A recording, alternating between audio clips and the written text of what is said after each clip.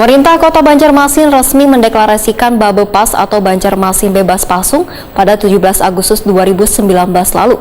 Babepas ini merupakan salah satu program dari Dinas Kesehatan Banjarmasin yang terlaksana dengan baik bekerjasama dengan Dewan Kelurahan se-Banjarmasin. Tujuannya untuk melakukan pengawasan pada orang dengan gangguan jiwa yang berkeliaran di luar atau di jalan.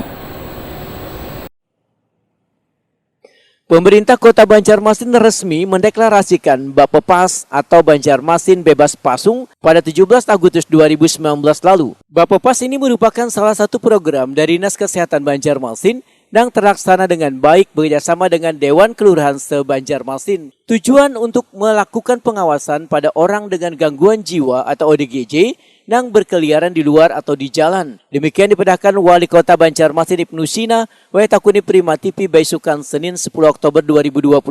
Menurut Ibnu Sina, dari data yang dihimpun Dinas Kesehatan Banjarmasin hingga tahun 2021, jumlah ODGJ di Banjarmasin mencapai ribuan lebih.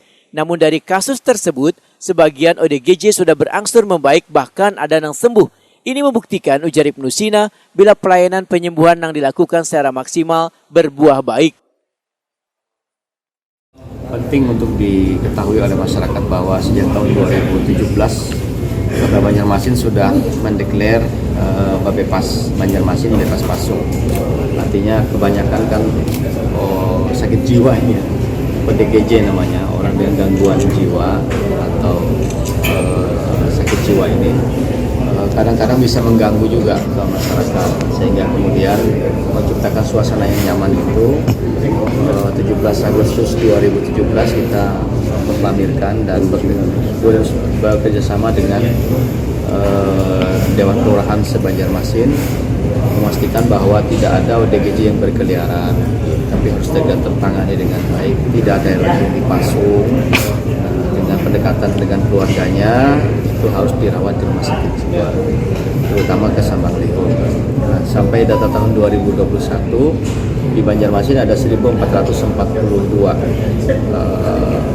orang dengan gangguan jiwa. Nah, itu semua tertangani dengan baik, dan sebagian tadi ada di tayangan kan ada yang sudah sembuh. Nah, angka ini terdeteksi dengan baik dan terdata, sehingga kita menanganinya bisa dengan lebih maksimal. Penting untuk memastikan bahwa bukan hanya membangun fisik saja. Pemerintah kota itu juga hadir membangun jiwa raga, membangun sumber daya manusia, termasuk juga kalau ada yang gangguan jiwa harus ditangani dengan baik. Sementara itu, Kepala Sosial Banjarmasin Doli Sabana mendahkan sebanyak 60 orang ODGJ mulai umur 40 sampai 60 tahun menjalani perawatan di rumah singgah milik pemerintah kota yang berada di Lingkar Selatan. Sedangkan ODGJ dengan kondisi parah, ujar Doli Sabana, langsung dilarikan ke Rumah Sakit Sambanglihun untuk diberikan perawatan intensif. Di rumah singgah itu orang-orang yang memang setelah dideteksi kemudian diasesmen dikirim ke Sambanglihun. Apakah memang mereka di Sambanglihun perlu penanganan lebih lanjut atau memang orang tersebut ODGJ-nya kurang masih bisa dikendalikan. Nah, di Sambanglihun itu jumlahnya 60. Kadang-kadang berkembang terus fluktuasi, kadang-kadang turun, kadang naik.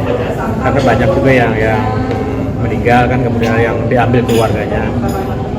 Rata-rata yang di rumah singgah itu orang keluarganya yang tidak teridentifikasi. Kan ada juga yang keluarganya tidak mau menerima karena kan ini satu aib keluarga, makanya dikembali ke keluarga. Kadang-kadang mereka tidak mau karena kan takut mengganggu, akhirnya ditampung di rumah singgah Iman itu. Untuk kisaran umur atau memang Pak kira-kira? Rata-rata ya 40 ke atas ya, 40 sampai 60. Doli Sabana menambahkan, rata-rata ODGJ yang dirawat di rumah singgah ini merupakan warga kurang mampu wan urang dan kada jelas asal-usul keluarganya.